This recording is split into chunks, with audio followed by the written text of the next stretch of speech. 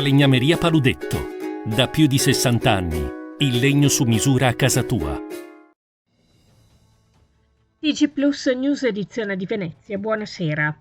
La quarta commissione permanente del Consiglio regionale Veneto, presieduta da Andrea Zanoni, vicepresidente, e Roberto Bett, ha ascoltato Christopher De Zotti, sindaco del comune di Jesolo, e Claudio Vanin, comandante della Polizia Locale Cittadina, per acquisire informazioni in ordine alla presenza di venditori abusivi nelle spiagge del litorale e per approfondire gli effetti negativi prodotti dal fenomeno sul turismo. Zanoni ha precisato che il resto è un problema non indifferente, ovvero la mancata riscossione delle sanzioni amministrative comminate ai commercianti abusivi, che va oltre le competenze dei comuni e che andrebbe affrontata a livello normativo. Per Bett, il comune di Jesolo può rappresentare un esempio di best practice per contrastare il fenomeno del commercio abusivo, in quanto da anni ha cercato di prevenirlo anziché rincorrerlo.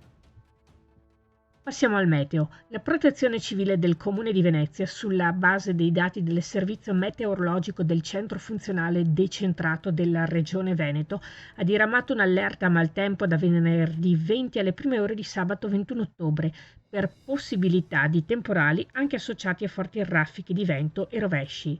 Segnalati venti forti sulla costa. Sul sito della Protezione Civile la descrizione dei fenomeni previsti e l'indicazione dei corretti comportamenti che devono essere adottati. Apriamo ora la pagina della cultura. A 60 anni dalla tragedia del Vajont, M9 Museo del Novecento ricorda quanto accadde il 9 ottobre del 1963, quando una frana fece esondare un'enorme quantità di acqua oltre l'omonima diga, causando la morte di quasi 2000 persone.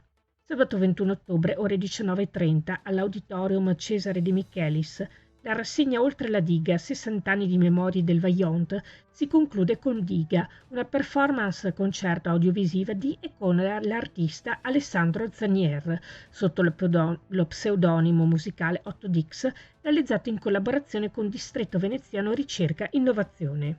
Ingresso libero fino all'esaurimento dei posti. Concludiamo con lo sport. Si entra nel vivo della 37esima Wizz Air Venice Marathon con l'apertura domani, venerdì 20 ottobre, del 32esimo Expo Sport Venice Marathon Village, ospite del Parco San Giuliano di Mestre, ingresso Porta Blu, che verrà ufficialmente inaugurato alle ore 12. Nelle 2 giornate verranno sferrati i seguenti orari. Domani venerdì 20 ottobre dalle 9 alle 20, sabato 21 ottobre sempre dalle 9 alle 20. A causa dello sciopero dei trasporti pubblici indetto per domani, è stato predisposto un servizio di navette circolare che accompagnerà atleti e accompagnatori all'Expo Sport Venice Marathon Village per il ritiro del pettorale Pacco Gara. Il servizio sarà attivo dalle 8:30 alle 20:30. Si chiude qui il nostro notiziario. Grazie per averci seguiti. Arrivederci.